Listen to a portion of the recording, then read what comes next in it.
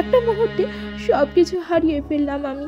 একদিকে শ্রাবণ, একদিকে বাবা মার রক্তাক্ত শরীর। কোথায় যাব, কী করব, কিছু বুঝতে পারছিলাম না। দাদু বাড়ির সাথে সম্পর্ক খুব একটা ভালো ছিল না আমাদের।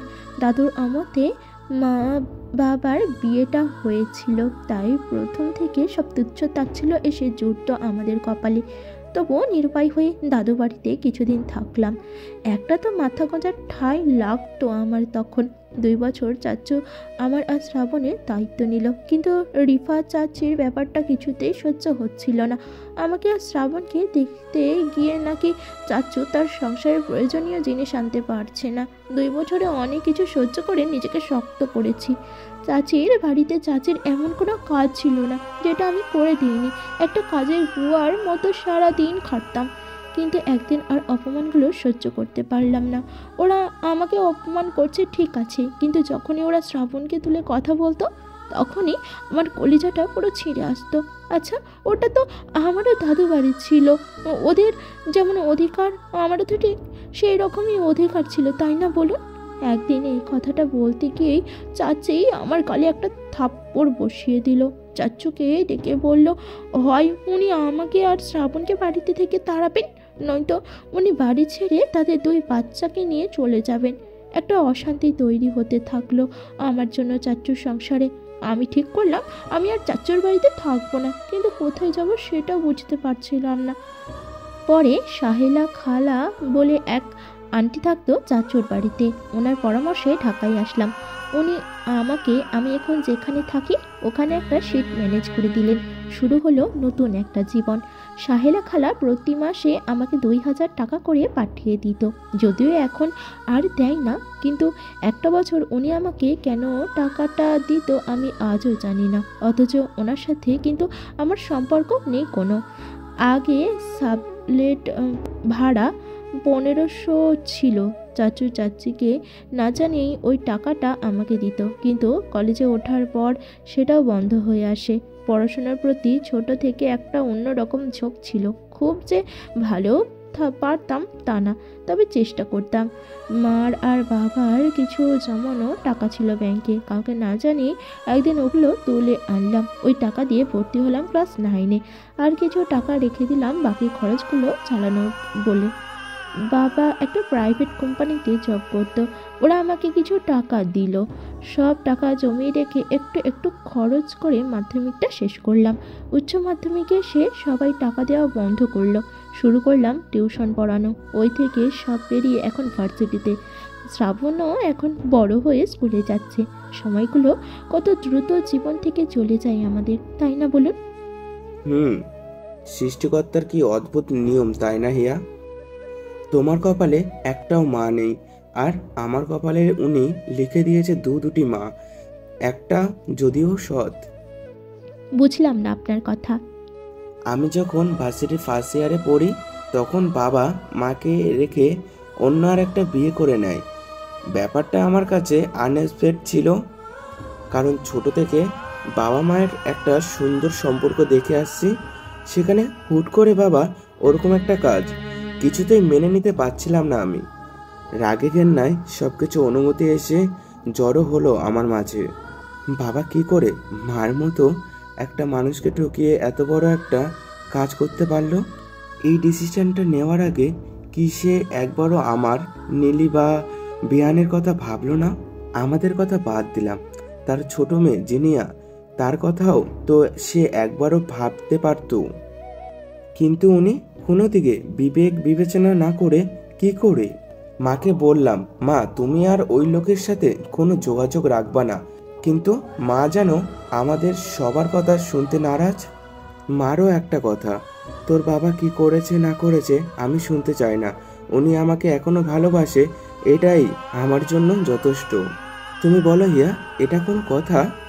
হ্যাঁ, বাবা নতুন বিয়ে করার পর আমাদের দায়িত্বে কোনো অবহেলা করেনি, কিন্তু তাই বলে তার গুণাটাকে তো এত সহজে আমি মাফ করে দিতে পারি না। মা হয়তো পেরেছে, স্বামী হয়, এতদিনের সংসার, ছোট জিনিস সব মিলে উনি হয়তো বাবাকে মাফ করে দিয়েছে, কিন্তু আমি আজও ওই লোকটাকে ক্ষমা করতে পারিনি হিয়া, হয়তো কখনো পারবও না। গত 6 বছর ধরে আমি আমার বাবার সাথে কথা বলিনি হিয়া, জানো। যদি বাড়িতে গিয়ে কখনো উনি আসে আর আমি ওনার মুখোমুখি হয়ে যাই, তবুও আমি তাকে চোখ তুলেও দেখি না। তিনি এখন দেখতেও কীরকম হয়েছে আমি হয়তো সেটাও বলতে পারবো না। বেয়ানু বাবারও সাথে কথা বলা ছেড়ে দিয়েছে।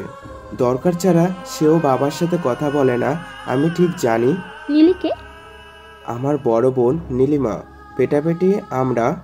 নীলি আর যিনি বাবার সাথে কথা বলে, এই যা। আপনি কখনো জানতে চাননি আপনার বাবা কেন অন্য একটা বিয়ে করে? উনি যদি আপনার মাকে ভালোই বাসে তাহলে কেন? জানি না হিয়া, আমি কিছুই জানি না। আমার না ওইসব জিজ্ঞাসা করতে রুচিতে বাদে।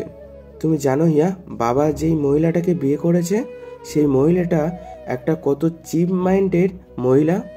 একদিন তো উনি এসে মাকে যা অপমান করেছিল, মনে হচ্ছিল ওনার চুল ধরে টানতে টানতে আমি ওনাকে রাস্তায় নিয়ে এসে দাঁড় করিয়ে দেই, ইচ্ছে মতো থাপ্পড় লাগাই।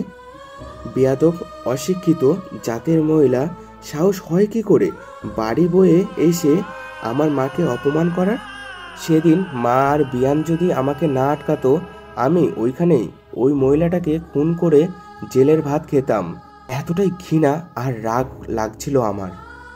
আমার মার সাজানো গোছানো সংসারটা বাবা একটা ভুলের জন্য নিমিষেই বিক্ষিপ্ত হয়ে গেল। ইনফ্যাক্ট তুমি জানো হিয়া, আমি মার সাথেও প্রায় অনেক দিন কথা বলিনি।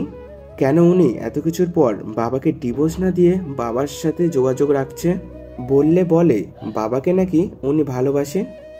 দীর্ঘ 5 বছর সম্পর্ক করে ওনারা এক হয়েছেন, তাই নাকি উনি বাবাকে ছাড়তে পারবেন না। কিন্তু বাবা কি রাখতে পারলো তাদের ভালোবাসার সম্পর্ক মর্যাদা? সেই থেকে বাড়িতে যাওয়া কমিয়ে দিলাম আমি। এই 6টা বছরে আমি 6 বার বাড়িতে গিয়ে থেকেছি কিনা আমার সন্দেহ। মা এসে জিনি নীলি সহ আমাকে দেখে যায়, কিন্তু ওই বাড়িতে যাওয়ার বিন্দু মাত্র রুচি এখনো আমার হয়ে ওঠে না। এখানে আপনার বোন বা মায়ের কি দোষ বলুন? ভুলটা তো তাদের না। আপনি কেন আপনার বাবার ভুলের জন্য নিজের মায়ের থেকে, নিজের বোনের থেকে নিজেকে দূরে সরিয়ে রাখবেন? রাখতে তো চায় না হিয়া, খুব কষ্ট হয়। আগে আমার জ্বর হলে মা পুরো বাড়ি মাথায় তুলতো, আর এখন জ্বর আসলেও মাকে জানাতে ইচ্ছে করে না। খুব ভয়ে ভয়ে থাকে উনি আমাকে নিয়ে। থাকবেই তো। এরকম রাজপুত্তরের মধ্যে একটা ছেলে থাকলে সব মায়েরই একটু ভয় হবে। কেন? যদি কোনো রানী এসে তার এই রাজপুত্তরটাকে গপ করে নিয়ে চলে যায়? হিয়ার কথায় উজান হেসে দেয়। হিয়া উজানকে হাসানোর জন্যই কথাটা বলেছিল। মা অবশ্যই চাইছে কেউ একটা এসে তার রাজপুত্রটাকে নিয়ে চলে যাক। মা দোয়াটা এত দ্রুত পূরণ হবে সেটা অবশ্যই ভাবিনি আমি। হিয়ার মাথার সাথে মাথা ঠুকে। মানে? কিছু না। উজান হিয়া দুজনে নিশ্চুপ হয়ে যায়। আবার উজান হিয়ার মাথাটা নিজের বুকে আরো আগলে ধরে। এদিকে কখন যে হিয়া উজানের কাজ ছেড়ে বুকে চলে আসছে এটা তার বুঝে আসেনি। উজান ভাবতে থাকে হিয়ার কথা, আর হিয়া উজানের ভার্সিটির হাসি খুশি থাকা ছেলেটার জীবনেও তাহলে দুঃখ আছে। উজান মুখ তুলে হিয়াকে কিছু বলতে যাবে, অমনি ওই মাচার যে মালিক সে উপরে উঠে আসে। উনাকে দেখে উজান হিয়া কিছুটা অপ্রস্তুত হয়ে যায়। হিয়া ছিটকে উজান থেকে দূরে সরে বসে। উজান শ্রাবণকে কুলে তুলে নিতেই শ্রাবণ হালকা চোখ কষলে উঠে। চাচা প্রথমে একটু ভুরু কুচকে দেখে, কারণ গ্রামে ছেলে মেয়েরা এরকম খোলামেলা মেলামেশা ভালো চোখে দেখা হয় না, কিন্তু উজান ঠিক বুদ্ধি করে ম্যানেজ করে নেয়। এই মাচাটা চাচার নাকি? মাফ করো চাচা, তোমাকে না বলে উঠেছি। আসলে গিন্নি আমার কখনো গ্রাম দেখেনি তো, তাই ভাবলাম বাচ্চাটা সহ ওকে একবার গ্রামটা ঘুরিয়ে নিয়ে আসি। উজানের কথায় হিয়ার মাথায় হাত। কি সব বলছে এই লোকটা, ধুর। শহর থাইকা আইছো বুঝি? হ চাচা, ওসমান সাহেবের বড় মেয়ের বিয়ে জানো নিশ্চয়ই। আরে তোমাদের এলাকার চেয়ারম্যানের ভাগ্নি। হ্যাঁ চিনুম না কেন, বড় বাড়িতেও আইছো, তাইলে আমাকেও পুরো গ্রামবাসীকেও তো তোমরা দাওয়াত দিচ্ছ। হ্যাঁ চাচা, বিয়ে তো কাল, তাই ভাবলাম বউকে একটু তোমাদের গ্রাম ঘুরিয়ে দেখাই। বোঝোই তো শহরের মানুষ গ্রাম দেখেনি কখনো। আচ্ছা, তা এই পোলাটা কার, তোমাকে নাকি? চাচা, অল্প বয়সে বিয়া কইরা লিছিলাম, তাই বাচ্চাটাও এত বড় হইয়া গেছে। ভালো ভালো, অল্পতে বিয়া করবা না তো আমার মতো বইরা হয়ে গেলে বিয়া করবা? আচ্ছা, তা তোমরা বইসো, কতক্ষণ বইসা দাওছো? বলেই চাচা নিচে নেমে গেল।